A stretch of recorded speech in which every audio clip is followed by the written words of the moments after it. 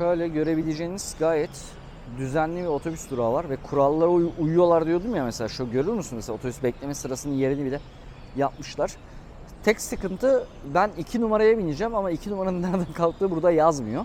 Bilet olayı nasıl oluyor onu bilmiyorum. Çünkü burada makine falan görmüyorum ben bu otobüs durağında. Şöyle görebileceğiniz gibi BTS olayı burada da var. Burada manyetik sistem kullanıyorlar ama az önce geçen treni gördüm ve gece manzarası gerçekten çok iyi. Şimdi çok güzel bir yere gidiyorum. İnşallah beni içeri alırlar çünkü short tişört ve çok paspal bir şekilde gözüküyorum şu anda. Tam turist görüntüsü yani. Güzel bir teras bara gidiyorum. Şöyle bir alan karşılıyor bizi.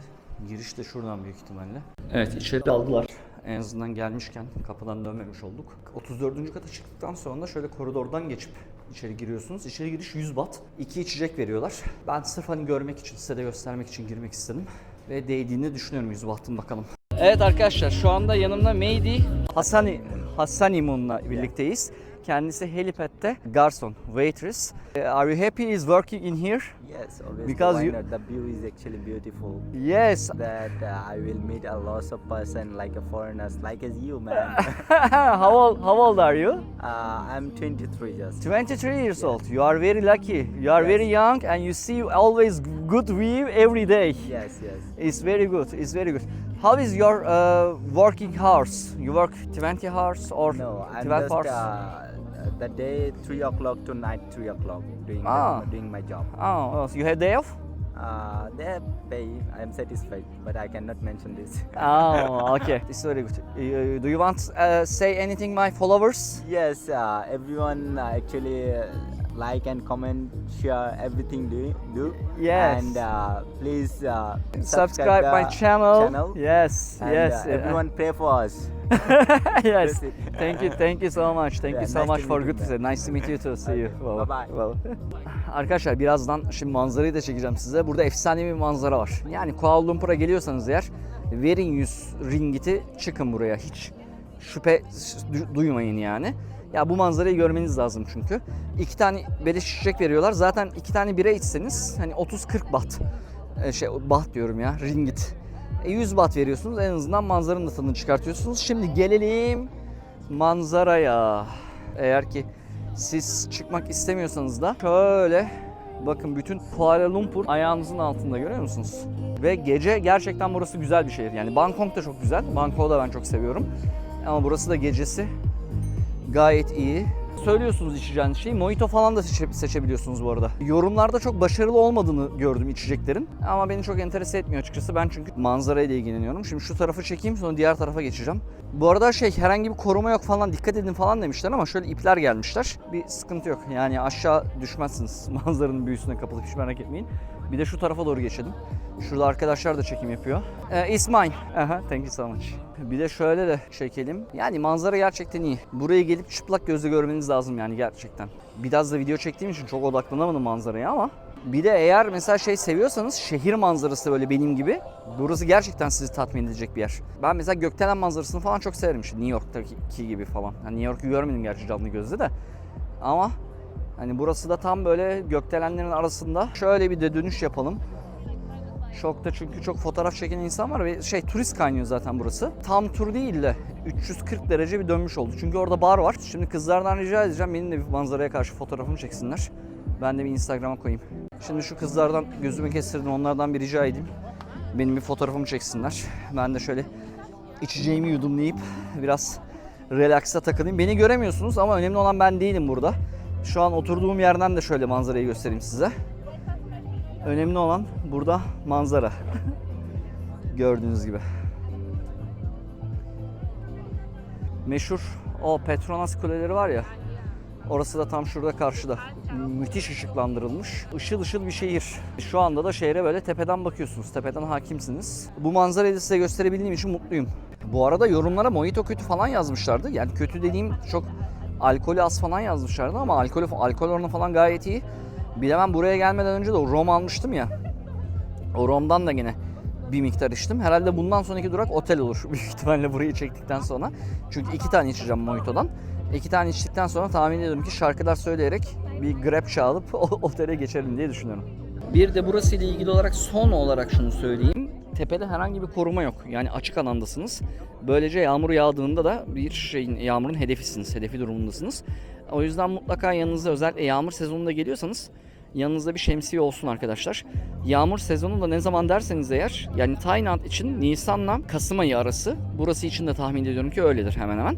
Çünkü mesela bugün yağmur yağdı. Yerler falan ıslak. Hani böyle yağmur sezonuna geliyorsanız mutlaka buraya gelirken şemsiyenizi alın. Yoksa keyfiniz bozulabilir. Bunu da dipnot olarak buraya gelecekleri ekliyorum. Şimdi genel olarak burası hakkında yorumlarımı da yapayım. İnternette burası servisi hakkında çok kötü yorumlar okudum. Yani yerin dibine sokmuşlar resmen servisini. Hani çok kötü servis, işte lezzetli değil, işte alkol güçlü değil falan bilmem ne diye. Ama ben bir problemle karşılaşmadım. Mojito söyledim ben mesela. İçeri girdiğinizde 100 ringgit bir giriş parası veriyorsunuz. Ve bu giriş parasının içerisinde 2 tane içecek dahil. Yani 2 tane içecek söyleyebiliyorsunuz, içebiliyorsunuz. Bu bira da olabilir, mojito da olabilir. İşte orada seçenekler var. Mesela bir bira 15 ringgit olduğunu düşünürsek, 15-18 ringgit olduğunu düşünürsek 100 ringgit bence burası için pahalı bir tutar değil. Ha, içtiğiniz mojito çok lezzetli bir mojito mu? Ya da böyle efsanevi bir mojito mu? Hayır, değil. Ama yine içilebilir, yani içilmeyecek gibi bir mojito değil. Şup diye bir tane yer var. Onun hakkında bir hikaye anlatacağım size birazdan. Şöyle bir tekrar döneyim. Ve servis de gayet iyi. Sanırım o yorumları falan da okumuşlar. Yani gayet ilgili davranıyorlar. Ve burada fotoğraf falan böyle, yani tam Instagram'lık bir yer aslında. Görüyor musunuz manzarayı? Yani şu manzaranın tadına varılmak için bile gelinir. Şup'la ilgili hikayeyi anlatayım size. Çok mesaj geliyor sizlerden arkadaşlar. Yani Tayland'da kız arkadaşım var, onun yanına geleceğim. İşte kız arkadaşım beni bekliyor. İşte kız arkadaşımla görüşeceğiz. Şöyle yapacağız, böyle yapacağız. Öncelikle daha önce görmemiş olduğunuz birisi sizin kız arkadaşınız değil. Yani ona kız arkadaşım diyerek bence onlara etmeyin. Çünkü buraya geldiğinizde neyle karşılaşacağınızı bilmiyorsunuz. O Şup ile ilgili hikayem de benim öyle başlıyor. 2018 yılında ben bir kızla tanışmıştım. O da gayet böyle ılıman, iyi niyetli, işte şeker, böyle klasik Tayland kızıydı. Geleceğimi söylediğimde de çok sevinmişti mesela. Aa çok güzel, geldiğinde görüşürüz, şöyledir, böyledir, işte şöyle kalırız, böyle kalırız gibi. Arıyoruz sürekli birbirimizi. Sevgiliymiş gibi davranıyoruz. İşte neredesin, ne yapıyorsun, fotoğraf gönder, işte görüntülü ara, şöyle yap, böyle yap gibi. Ama neticede geldiğinde mesela 2018 yılında onunla görüşememiştim. O yüzden hani siz de buraya kız arkadaşım diye geliyorsunuz ya, çok fazla o kadar sahiplenmeyin ki sonra eğer o kız sizinle görüşmek istemezse üzülmeyin. Çünkü buradaki kızlar aynı anda, buradaki dediğim bu arada Malezya'daki şu anda da Tayland'daki kızlar aynı anda 3-4 yabancı erkekle konuşuyorlar. Belki de 5-6 yabancı erkekle konuşuyorlar. Ve bu onlar için bir normal bir prosedür. Yani siz de mesela bir 5-6 Tayı kızla konuşuyorsunuz. Onlar da 5-6 foreigner'la konuşuyor ve onlara göre bu çok normal. Geldiğinizde tabii ki görüşebilirsiniz. Tabii ki çok güzel bir ilişki yaşayabilirsiniz ama yaşamama ihtimaliniz de var. O yüzden beklentilerinizi çok yüksek tutmayın ki geldiğinizde de hayal kırıklığıyla karşılaşmayın. Naçizane öyle bir önerim. Şup ne alaka derseniz de eğer, o kız da o Şup'ta çalışıyordu. Oradan aklıma geldi Şup markasını görünce. Onu da sizinle paylaşmak istedim. Şimdi buradan otele yürüyerek geçmeyi planlıyorum. Çünkü garson çocukla da konuştuk. Pudu'da dedim kalıyorum ben. Pudu dedi çok yakın buraya. 10 dakika dedi yürüyerek. Hiç dedi taksiye binmene gerek yok. Taksiyle çünkü daha çok dolaşıyorsun dedi. Ben de açıkçası bir 7-Eleven'a uğramak istiyorum. Çünkü dün suyu ben pahalıya aldığımı düşünüyorum. 1,5 litrelik su aldım ve 4 ringgit gibi bir para verdim. Sanırım 2 ringgit gibi falan böyle onun normal değeri. Bakalım, herhalde yürüyerek ineceğim gibi gözüküyor şu anda. Malezya ile ilgili de ilk izlenimlerim, yani güzel bir şehir. Gece manzarası özellikle gayet başarılı. Trafik konusu biraz sıkıntılı sadece. Asya'nın her yerinde böyle açıkçası. Ve ben Malezya'da Grab kullandım. Yoğun olarak Grab kullandım. Bu da faydalıydı açıkçası çünkü çok pahalı değil. Otobüsle geldim buraya gelirken ve otobüs de benden para almadı çok ilginç bir şekilde. Sanırım Malezya'da otobüsler ücretsiz. Çünkü birkaç tane yerel kişi bindi mesela. Onlar da herhangi bir kart mart okutmadılar. Yani direkt geçtiler, bindiler otobüse. Bugün biraz verimsiz geçti ama en azından şurayı size gösterdim. O açıdan çok mutluyum. Çünkü burayı gerçekten ben de çok görmek istiyordum ve videosunu çekmek istiyordum. Çok yoğun bir şekilde de burada turist popülasyonu var. Şöyle bir baktığımızda mesela burada diyelim ki işte kaç kişi vardır? 150 kişi vardır diyelim mesela. 100 bahttan, klasik bizim Türk şeyidir ya, hesabıdır ya. Bir hesaplayalım bakalım. 100 baht diyorum hala ya. 100 ringgitten 15.000 ringgit yapıyor. Arkadaşlar yani 150 kişi olmuş olsa şurada ki 150'den çok daha fazladır. 15.000 ringgit de iyi paradır diye düşünüyorum yani hani, ve 15.000 ringgitten bence daha fazladır yani burası. Noktayı burada koyuyorum size arkadaşlar. Burada vedalaşıyorum sizinle. Malezya'nın şu güzel manzarasında sizlerle vedalaşıyorum ve takiplerinizi, aboneliklerinizi de burada bekliyorum. Az önceki arkadaştan da abonelik istedim biliyorsunuz. O da size abone olun dedi. İşte yorum yazın dedi. Beğenilerde bulunun dedi. Gerçekten de sizin beğenilerinize, yorumlarınıza, ilgileneceğini düşündüğünüz arkadaşlarınızla paylaşmanıza ihtiyacım var. Buna da destek olursanız eğer çok sevinirim diyorum. Ve bugünün videosunu da burada sonlandırıyorum. Artık bundan sonra otele gidip dinlenme zamanı. Son video demiştim ama benim videolarımla alışkınsınızdır zaten böyle asla son olmadığına. Bardaki çocuk yürüyebilirsin çok yakın demişti. Ve çok da güzel bir yolmuş gerçekten. Şöyle size de göstereceğim bakın. Şöyle hareketli bayağı barların falan olduğu bir caddeden geçiyorum şu anda. Ve insanlar burada aşırı bir kalabalıkta bir şeyler bekliyorlar. Ne beklediklerini anlamıyorum. Döner restoranları falan var. Şurada büyük bir Arap restoranı var. Şöyle çektiğim şeyinde. Ve burada bir tane club var arkadaşlar. O club'ta şu an canlı müzik var sanırım. Bir ses geliyor. Duyuyorsunuz zaten şu anda. Club değilmiş böyle. Canlı müzik yapıyorlarmış burada. İnsanlar da ona bakıyormuş. Biz de çekelim şöyle.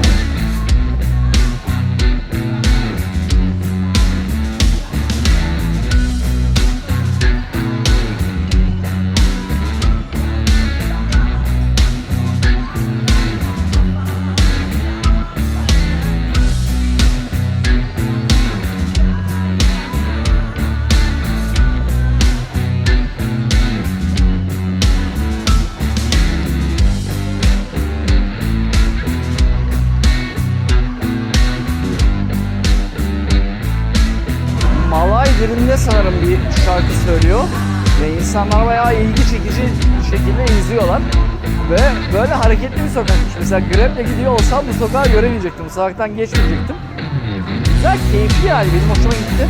Şurada 24 saat açık bir McDonald's var ve burası da aslında Bukit Bintang'ın tam metro istasyonunun çıkışı.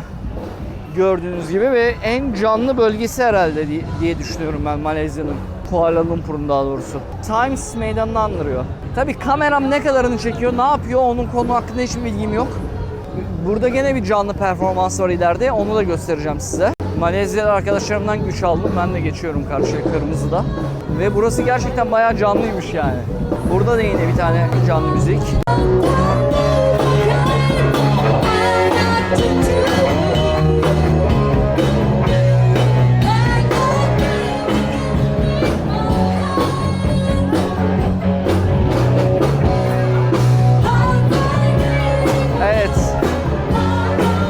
Saat 10 ama Kuala Lumpur halkı uyumuyor.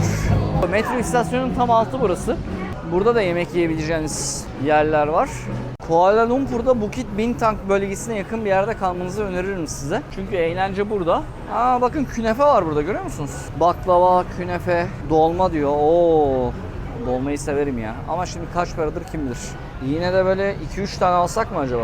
Otelde gidince yerim. Evet, şimdi aldım bakalım dolmayı. Kız bana sordu hatta. Ben dedim Türkiye'den geliyorum. Hani ona göre dedim ver yani, lezzetliyse dedim ver. Türkiye'de ne diyorsunuz buna dedi.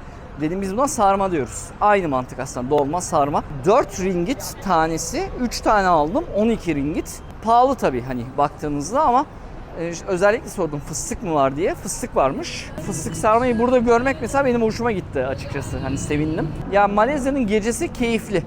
Işıl ışıl. Bangkok gibi açıkçası. Yani çok fazla hani orası da mesela ışıl ışıl geceleri. Hani çok fazla oraya göre bir farkını görebiliyor musun derken sen hani çok fazla göremiyorum diyeceğim ama sanki burası biraz daha ışıltılı gibi geldi bana. Mesela benim Bangkok'ta da mesela Soy Cowboy videosu vardı ya, izlemişsinizdir onu.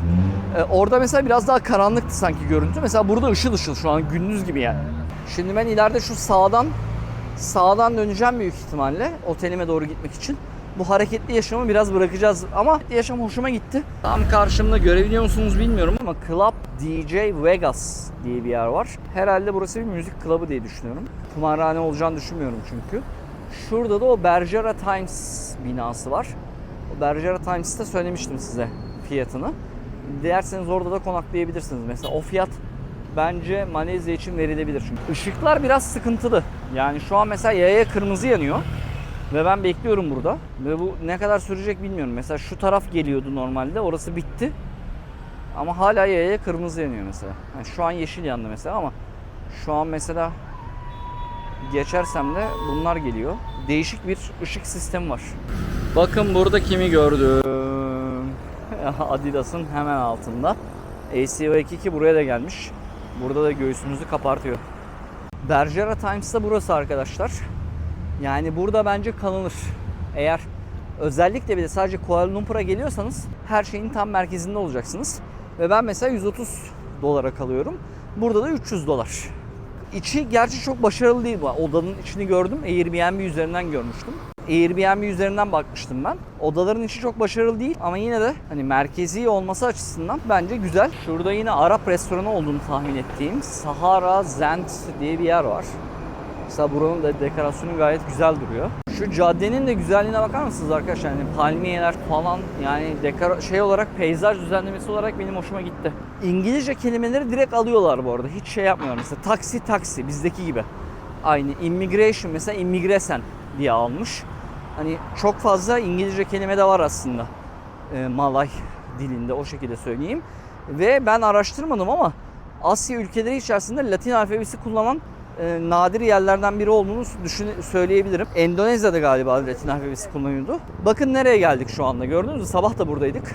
10 dakikalık bir yol değilmiş açıkçası. Yani bir 15 dakikadır falan yoldayım hemen hemen ve en az 15 dakika daha da yolum var.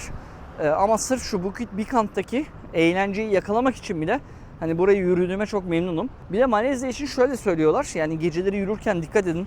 İşte arkadan gelen motorlulara karşı işte bazı soygun olayları falan oluyor diye. Ben bir sıkıntıyla karşılaşmadım ama karşılaşabilirsiniz. Çünkü sokaklar biraz böyle, bazı yerler özellikle çok tehlikeli duruyor. Yürümemeyi tercih edip bir araç kullanmanız da daha mantıklı olabilir. Şöyle bir yol ayrımındayız arkadaşlar.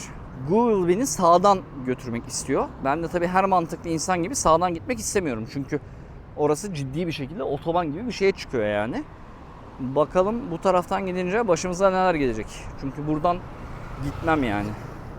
Şu yanıp sönen ışığı ben birçok yerde gördüm burada. Binalarda falan da gördüm. Binaların girişinde, lobisinde falan da gördüm. Herhalde bir genel problem diye düşünüyorum. Ve Google'ın gönderdiği yoldan değil de ben bu kendi daha güvenli gördüğüm yoldan gidiyorum şu anda.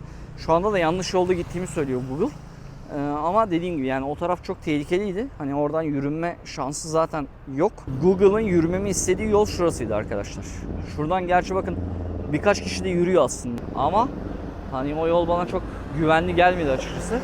Ben de şu aradan yürüyüp oradan karşıdan karşıya geçmeyi tercih ettim ki zaten onlara da mesela korna falan çalıyor, görüyorsunuz. Şurada İmtiyaz diye bir mağaza var mesela. Evet arkadaşlar, yolun bundan sonraki kısmında artık herhangi bir şey yok. Bu arada arkamdan gelen 2 tane kız vardı. O yoldan yürümüşlerdi. Onlara da sordum ben. Google beni dedim oradan gönderdi ama dedim çok tehlikeliymiş o yol. Onlar dedi ki evet dedi, biz de dedi hani bilmiyoruz burayı. Biz de yabancısıyız ama gerçekten çok tehlikeliydi. İyi yapmışsınız falan dedi. O esnada tam otobüse binecekleri için çok fazla konuşamadık kendileriyle. Ama en azından o diğer taraftan gelerek iyi yapmışım diyebilirim. Benim bu arada şu anda sapacağım bir yerde çok güzel restoranlar var. Sokak restoranları var. Pudu bölgesinde. Pudu metrodan ulaşabilirsiniz. Fiyatlar nedir bilmiyorum ama denenebilir diye düşünüyorum açıkçası. Ve artık burada videoyu sonlandırıyorum. En azından şu Bukit Bintang'ın o hareketli yaşamını görmüş olduk. Değerli takiplerinizi ve ilgileneceğini düşündüğünüz arkadaşlarınızla paylaşmanızı da bekliyorum deyip videoyu sonlandırıyorum. Görüşmek üzere.